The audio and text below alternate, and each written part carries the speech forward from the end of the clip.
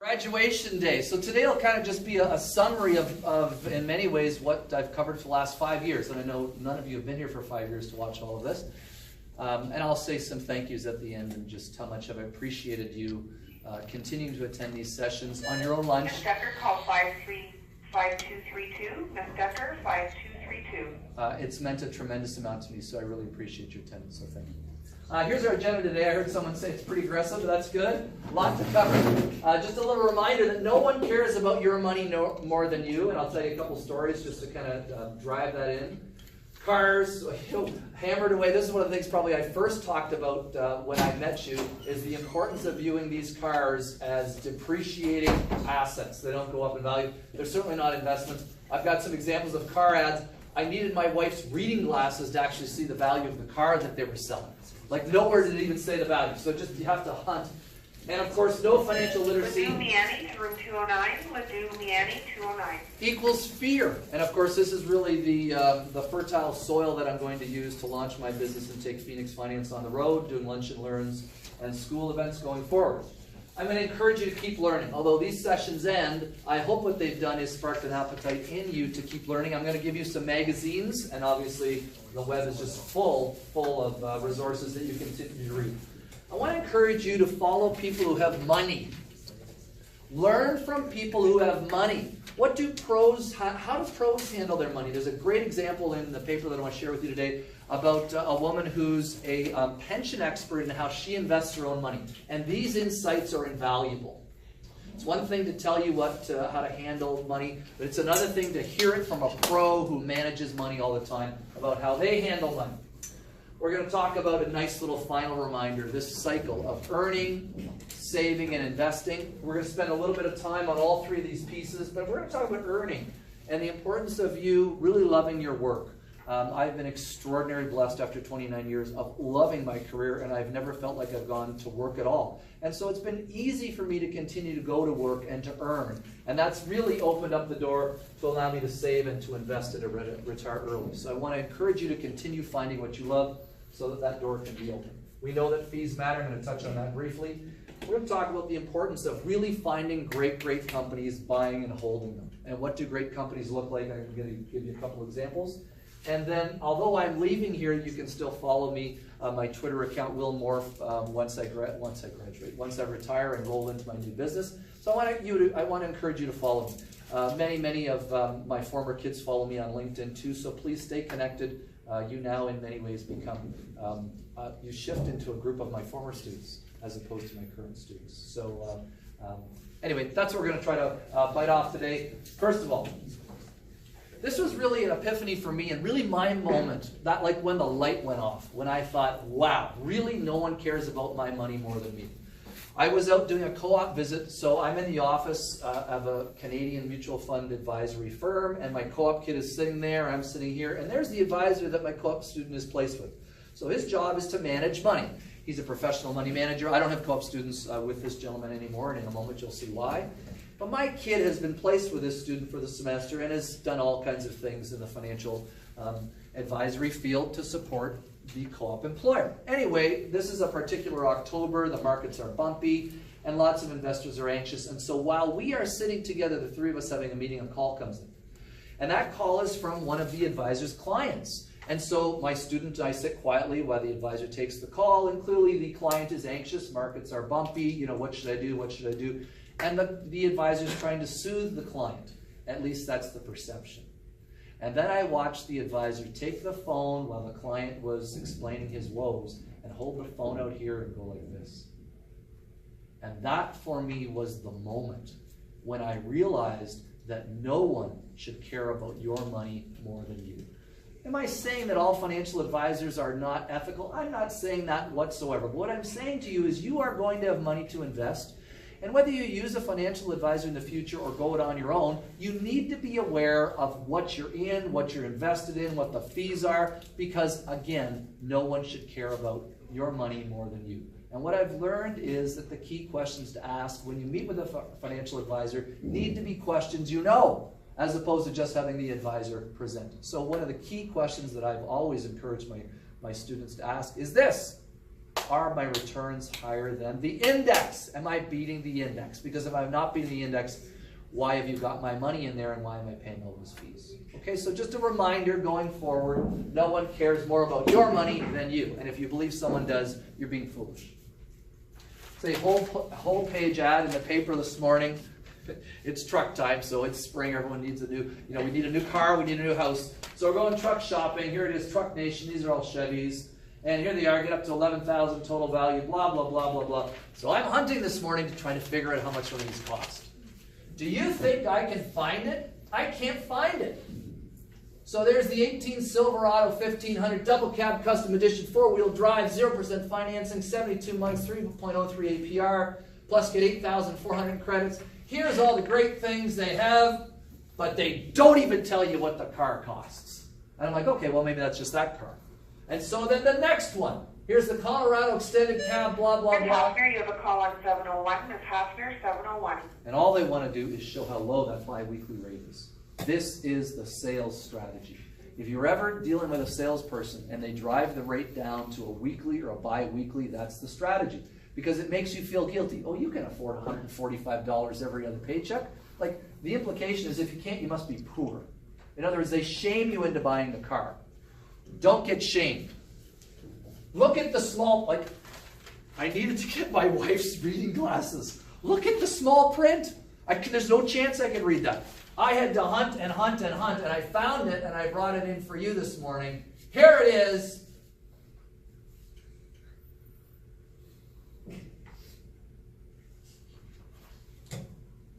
$38,000.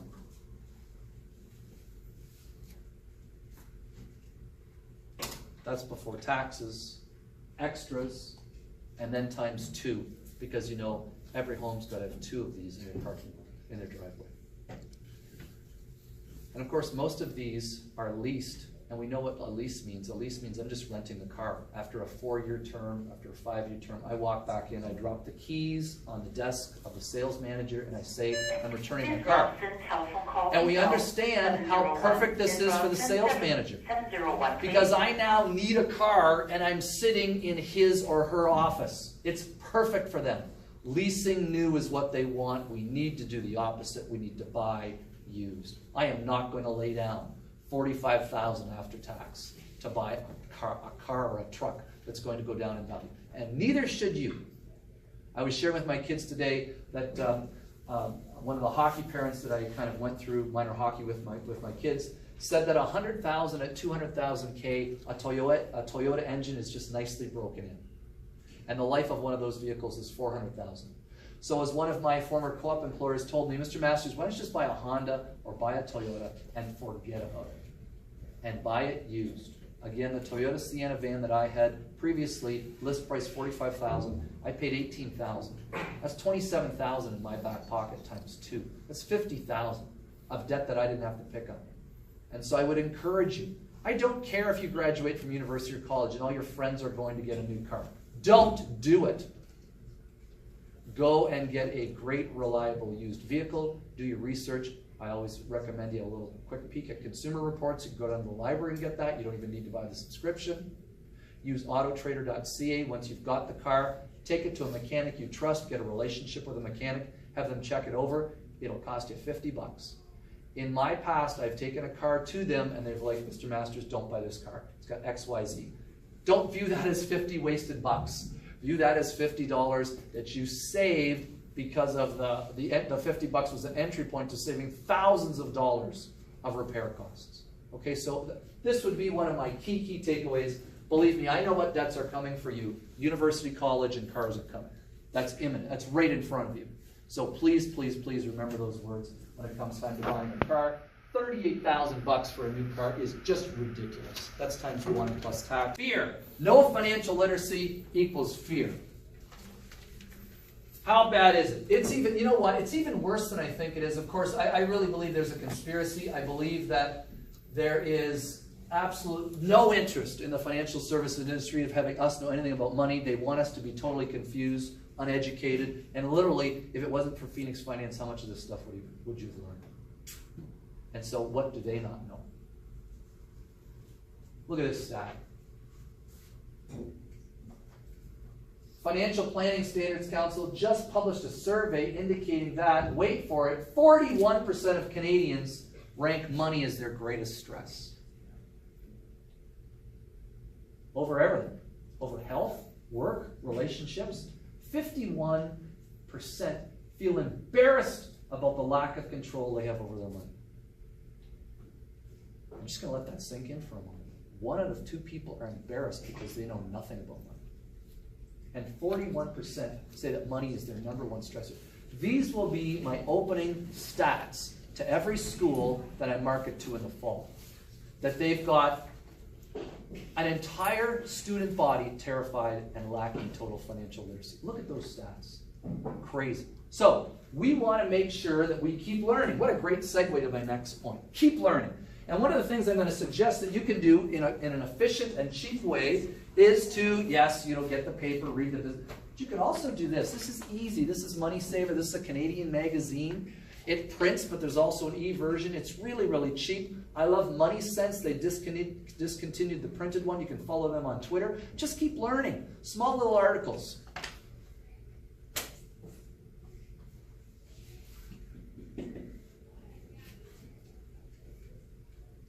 I'm going to hold off on that for 1 second. I want to show you how a pro manages their money and what we can learn as a result of this. So this is a pension expert. Just a brief comment on pensions. I love pensions because pensions have a super long-term perspective. A rookie teacher who starts fall of 18 at 25, that rookie teacher is likely to live to 100. So the pension plans must save for that rookie teacher's retirement for 75 years. That's the kind of long-term thinking I want, as opposed to a mutual fund which is fixated on quarterly results and will make moves to make their quarterly results look good, which is crazy because quarterly results, short-term results, may not be in those investors and those pensioners' best. It may not be in their best interest, sadly. So, what does a pension expert do? Let's have a look at this. What do you invest in?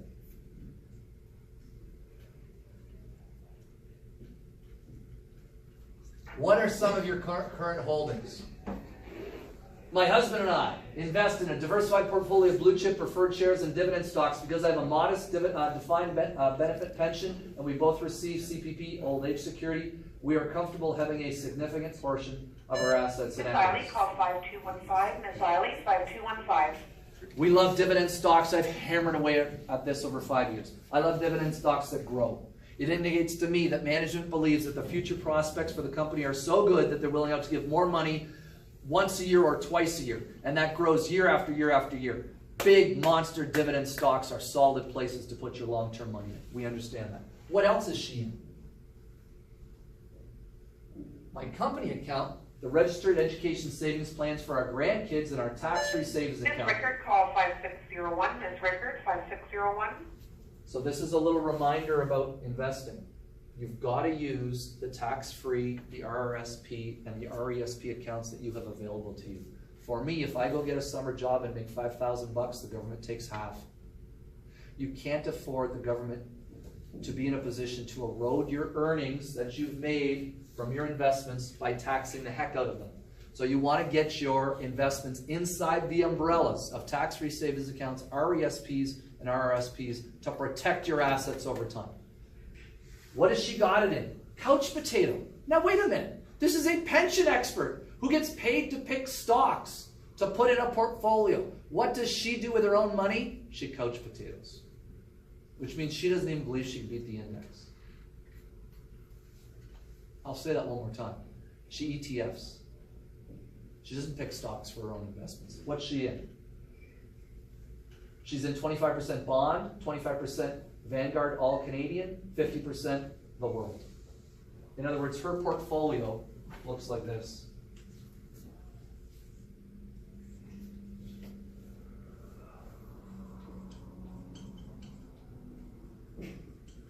Buy and hold. Total diversification.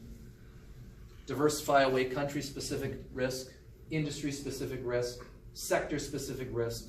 It's gone because of that broad diversification. This would be one of my key leaving points for you. Couch potato works 80% of active mutual funds do not beat these couch potato products. We are just so wise to embrace them. They're super cheap. Earning. This is out of an article. I just paused this because this is out of Money Saver. So I just showed you.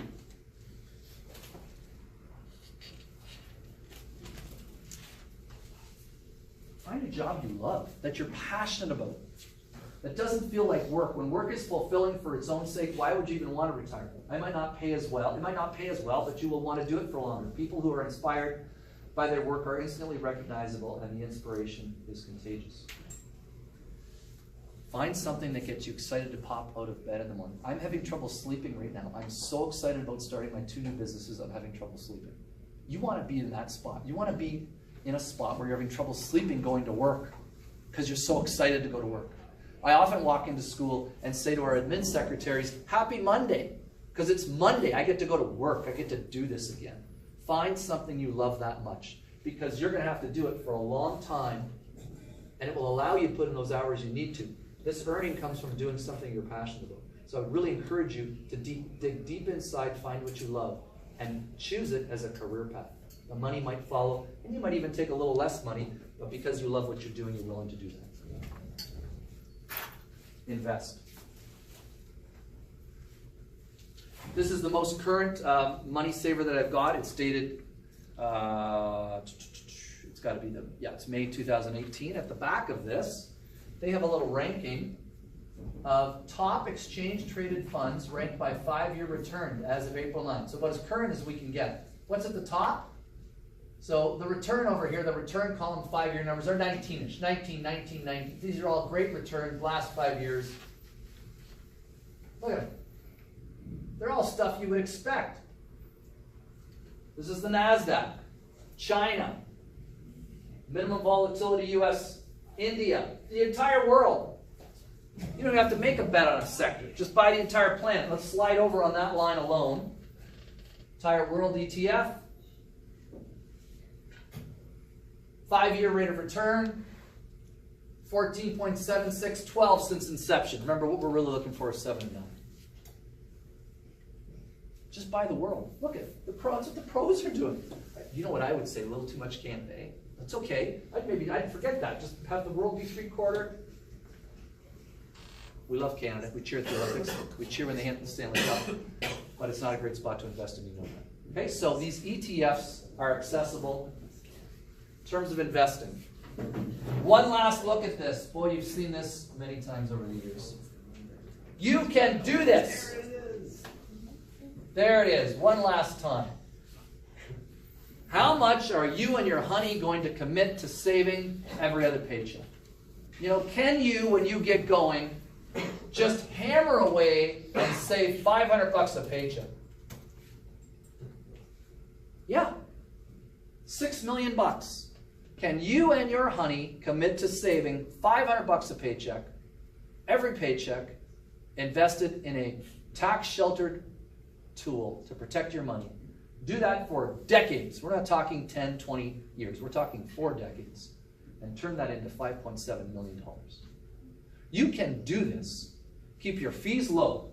Fees matter. You've got to drive your fees down. Again, last night I saw a commercial, a mutual fund, one of the robo-advisor commercials, you know, so a client sitting with the advisor saying, "How come my fees are so high? You make so much money." That matters. Again, and you've heard me say this, 2%, 2%, 2%, 2%, 2%. You do that for long enough and it'll eat 1/3 of your portfolio. So again, a couch potato, cheap, buys the world, diversify away risk, a great way to invest. And you can do that bi-weekly. So I showed you examples of that last couple of weeks, certainly through Tangerine, $50, $100. I would encourage you, though, to get started. Get started. Start at 18 or 19 or 20. Open up a tax-free savings account. Start to do this, $25 a paycheck. There's nothing wrong with $25 a paycheck. Don't be embarrassed about that. It's a great way to start. It opens the gate to $500 a paycheck. And you can do that. Last, we want to buy and hold great companies. I guarantee you are going to be at some party, and you know, when you're a couple years down the road, and some cousin of yours or a friend of yours is going to tell you that they are in Bitcoin or whatever it is, the new Bitcoin, and they've doubled their money, and you're going to be driving home thinking, I'm an idiot. I'm only getting 12% a year, and my stupid cousin is doubling his or her money. Forget it. Forget it. What you want to do is be patient and have a long-term perspective. You want to find companies like this.